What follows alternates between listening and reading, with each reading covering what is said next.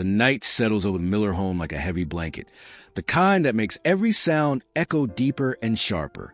Rain taps against the windows in a steady rhythm, but it does nothing to calm Ethan Miller's nerves. He stands in his daughter Lily's room, pacing back and forth while clutching his phone so tightly his knuckles turn white. The message from his father, Frank, keeps replaying in his mind like a warning alarm. Son, check under your daughter's bed before your wife gets home. Don't ask why. Frank is not a man who jokes, exaggerates, or speaks in riddles. A retired military officer, he communicates only in direct action and blunt truth.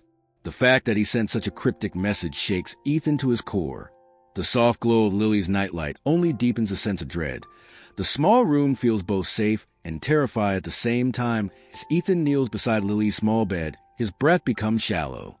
He hesitates before lifting the blanket, terrified of discovering something that could shatter his world. His fingers tremble, hovering inches from the floorboards, when suddenly a flash of headlights sweeps across the bedroom walls. He freezes. Tires crunch against the wet driveway.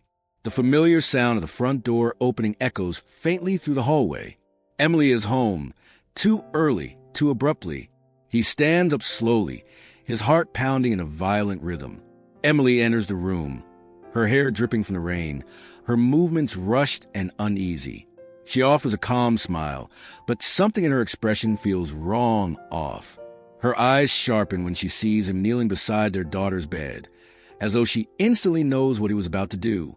Ethan can feel the shift in the air, thick, cold, and suffocating.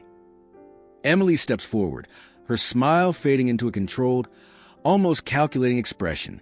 Her voice is calm, too calm, as she asks, "What are you doing in here?" Ethan feels his throat tighten, unable to answer.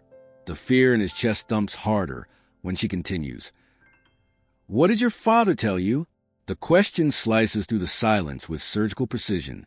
It's not confusion, it's suspicion.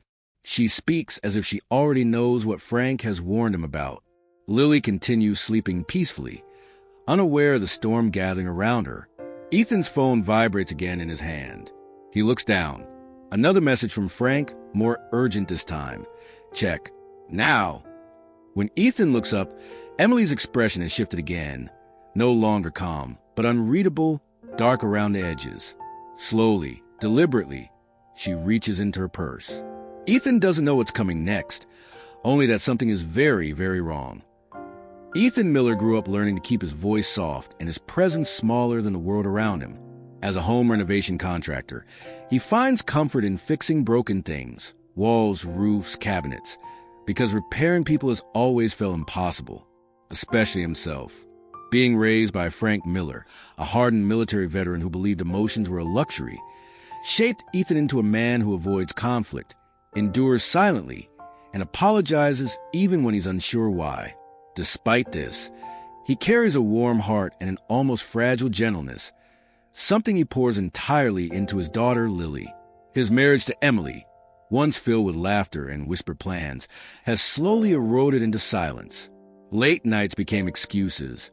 Touch disappeared, and conversations reduced to logistics. Ethan feels the distance like a widening crack he doesn't know how to mend, yet he remains loyal and painfully hopeful that something might still be salvaged. Emily Harper Miller is a woman Ethan once adored for her warmth. Her laughter filled rooms, her touch grounded him, and her presence made their small home feel alive. But over the past months, her light dimmed into something distant and cold. She began guarding her phone like a locked diary, slipping away for late-night errands, offering vague explanations, and withdrawing from intimacy. Her family's disapproval of Ethan, always lingering in the background, seems now emboldened by her behavior. Meanwhile, Ethan's got twisted with suspicion he refuses to voice. Infidelity. But it's not just a marriage fracturing. Emily has become strangely territorial about Lily's bedtime, insisting she alone tuck her in, brushing off Ethan's concern. What once felt like motherly affection now feels like secrecy. The household has grown eerily quiet. Two adults pretending everything is fine while a child senses everything is not. Frank Miller, though emotionally distant, has always possessed an uncanny ability to observe what others overlook, a skill sharpened by decades of military discipline. Last week, During a brief visit, he noticed something Ethan missed: the way Lily flinched when Emily stepped into the room. It wasn't a small, startled reaction. It was fear disguised poorly as obedience. Frank knelt beside her, trying to comfort her, but Lily's trembling voice said something that chilled him more than any deployment ever had. "Mommy said not to tell." Those 5 words replayed in his mind long after he left the house. He didn't share every detail with Ethan, knowing his son's trusting nature blinds him to danger. Instead, he warned him to be more alert, more protective. Now, with growing certainty that something is deeply wrong in Ethan's home, Frank carries a fear he cannot ignore: fear for his granddaughter. Earlier that same day, before the tense confrontation in Lily's bedroom, Ethan received a phone call that unsettled him in a way he had never felt before. Frank's voice, usually firm, controlled, and steady, was trembling. Ethan immediately assumed something was wrong with Frank's health, but his father dismissed the concern and told him to meet at a small coffee shop away from home. The moment Ethan arrived, Frank's expression made his stomach drop: rigid jaw, pale face, and eyes that hadn't slept. Without ordering anything, Frank leaned forward and said quietly, "I saw something last night when I stopped by her house in Lily's room." Ethan blinked, expecting talk about home safety, faulty wiring, or maybe Lily's nightmares. But Frank's hesitation was unnerving. He wasn't a man who struggled to speak. The silence between them stretched tight before Frank finally revealed what he'd witnessed, and the truth immediately shifted the ground beneath Ethan. Frank described a moment in careful detail, as though afraid the memory might twist if he spoke too quickly. He had stopped by unexpectedly to drop off a tool Ethan left at his house, but instead of knocking, he heard whispering from Lily's room. Curious, he stepped closer and saw Emily kneeling in front of Lily, speaking in an intense, urgent tone. Lily looked frightened, nodding as if she were being given orders rather than reassurance. Then Frank saw Emily pull something wrapped in a blanket from her purse and tuck it under Lily's bed. What struck him wasn't the action itself, but the emotion behind it. Emily wasn't calm. She looked desperate, frantic. And when she hugged Lily afterward, it wasn't comforting. It was almost suffocating. Frank felt something was dangerously wrong, something he couldn't yet name. "Whatever she hid, you're not supposed to find it," he warned Ethan. "But you need to." Although Frank's account left Ethan shaken, he initially tried to rationalize it. Emily could have been hiding Christmas gifts early. Maybe Lily had been upset, and Emily was simply comforting her clumsily. But those excuses collapsed when Ethan returned home during lunch to grab a document from Emily's car, something she had accidentally left behind. Opening the trunk, he froze. Inside lay a burned, cracked smartphone he had never seen before and a man's watch. Not just any watch, one he recognized immediately. The same model, the same engraving, belonging to Emily's co-worker, the same man she insisted was barely a friend. The phone looked deliberately destroyed. Ethan stared at it, his breath thinning, as dread crept up his spine. This wasn't a misunderstanding. This was a warning. By evening, suspicion had turned into fear, and fear into urgency. That night, Frank sent a message, and Ethan forces himself to lift the edge of Lily's bedsheet, his breath trembling as the shadows beneath the bed stretch out before him like a warning. His father's message still buzzes in his mind, pushing him to ignore the fear tightening his lungs.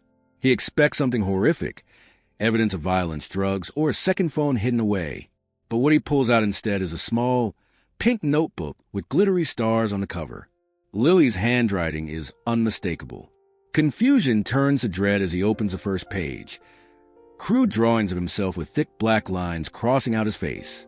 Next, sketches of Emily shouting, Lily crying, the home twisted into a place of fear. But nothing prepares him for the drawing of a faceless man standing behind Emily in their kitchen.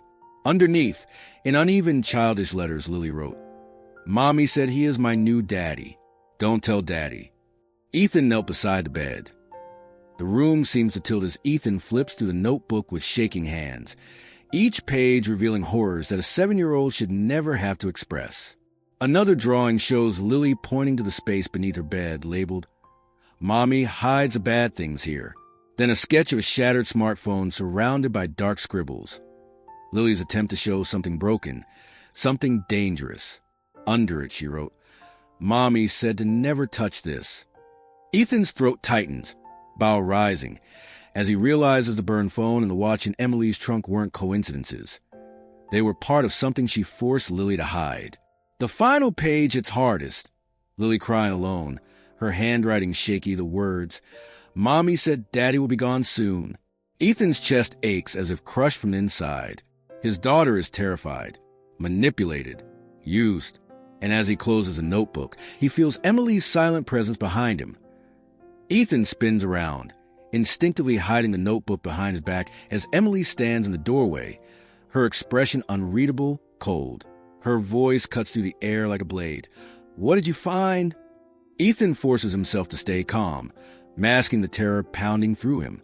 Emily steps closer, controlled and dangerous, saying, You shouldn't be in here without me. You know that. The words feel rehearsed, like a rule she's been enforcing for reasons he never questioned until now. The argument erupts instantly. Accusations of spying, manipulation, lies, emotional abuse. Emily's mask cracks, revealing something darker beneath. Her voice drops, low and venomous. If you ruin this, Ethan, you won't see Lily again. The thread isn't empty. He feels it. She has prepared something. Documents, lies, evidence he doesn't know. But something powerful enough to take Lily away. And for the first time, Ethan realizes Emily doesn't fear losing him. She fears losing control.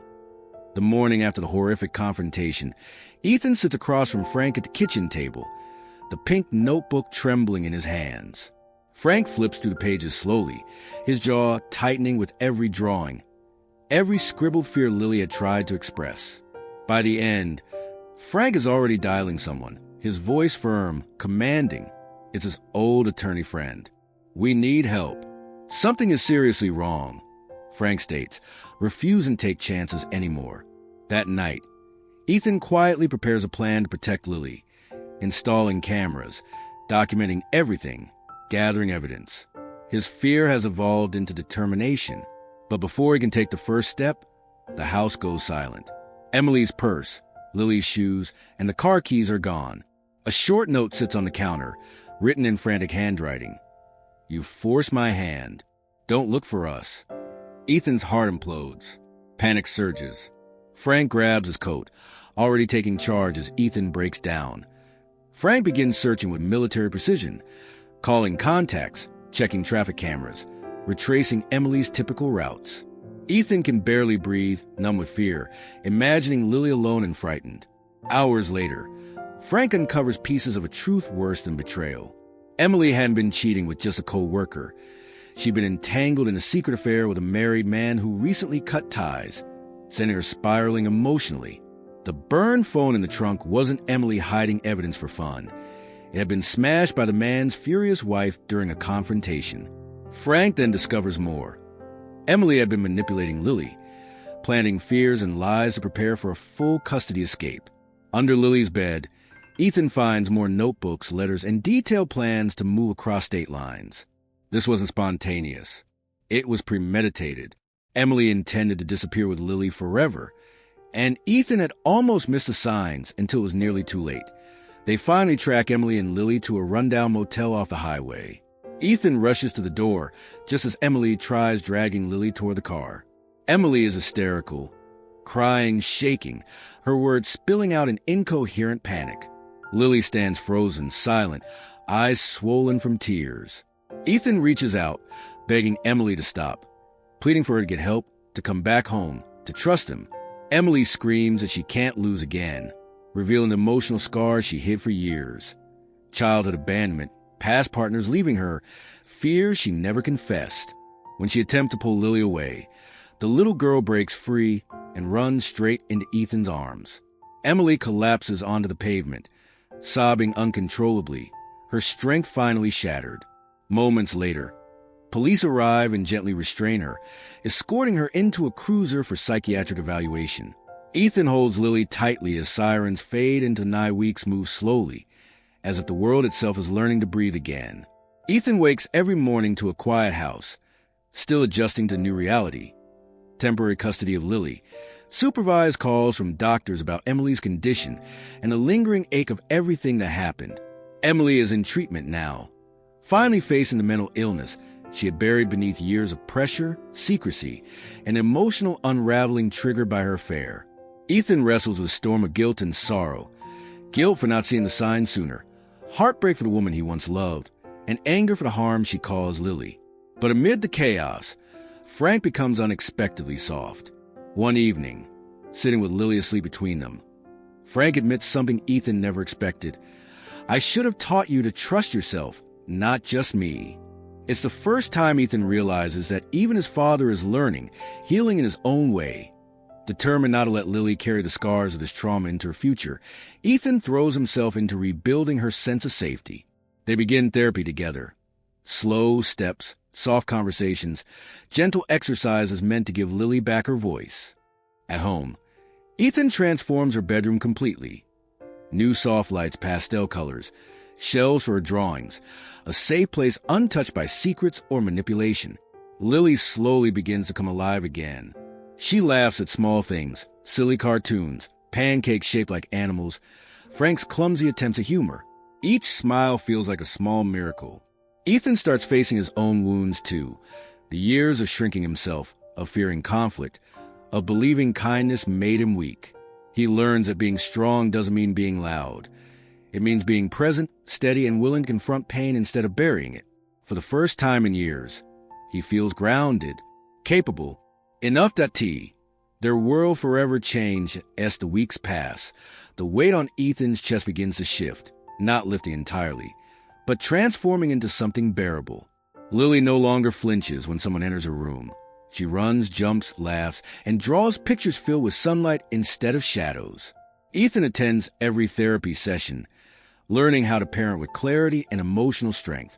Frank, once hardened by decades of discipline, becomes a steady presence, helping with school runs, teaching Lily how to build small wooden toys, quietly supporting Ethan without dominating him. And though Emily's absence is painful, Ethan accepts that healing isn't the same as erasing. Her treatment continues, and Ethan hopes she finds peace, but he no longer lets her chaos define their world. He has built something new, something stable, warm, and whole. One evening, watching Lily draw a bright picture labeled "Me and Daddy," Ethan finally allows himself to believe they're going to be okay. The house feels calmer than it has in years, as if the walls themselves have started to breathe again.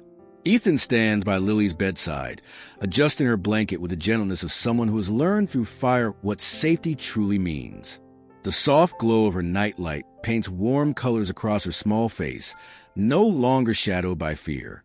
When Lily's tiny voice breaks the silence with a hesitant "Daddy," Ethan's heart squeezes, because she no longer sounds afraid, just curious, hopeful. Her question, "I don't have to be afraid of under my bed anymore, right?" strikes him deeply. This isn't about monsters. It's about the fear she carried from a home that once felt unstable, unpredictable. Ethan kneels, looks into her eyes, and promises with full sincerity, "Not anymore. Nothing scary lives here. Not ever again." And for the first time, she believes it. Ethan steps into the hallway, closing Lily's door with a quiet click, the kind that seals a chapter rather than ending a night. He pauses, leaning his back against the door for a heartbeat, letting the reality settle in. He has become the protector he always wished he had. His breathing steadies, the weight on his chest loosening after months of battles, legal fights, therapy sessions, rebuilding broken trust, and confronting his own pain. When he lifts his eyes, he finds Frank standing a few steps away. The old man looks different now, softer, as if age has peeled away the armor he once wore. His eyes glisten not with disappointment, but with pride he never learned how to express. Ethan braces himself out of habit, expecting criticism, but instead Frank whispers the words Ethan has craved his entire life. "You protected her, son. I'm proud of you." Those words hit Ethan harder than any heartbreak, betrayal, or sleepless night ever did. For years he lived beneath Frank's stern shadow, believing he would never be good enough, not strong enough, not decisive enough. But now, seeing his father's trembling sincerity, Ethan realizes something profound. Breaking cycles doesn't just heal children. It heals fathers too. Tears finally rolled down Ethan's face, not from pain but from release. In that quiet hallway, Two generations silently acknowledge the wounds they never talked about and the love they never knew how to express. The moment is small, simple, and yet life-changing. Frank gives a slow nod. Ethan mirrors it, and an unspoken truth settles between them. The past will not repeat itself. Ethan wipes his face, exhales, and turns off the hallway lights. The home is safe. Lily is safe. And for the first time, Ethan feels safe too.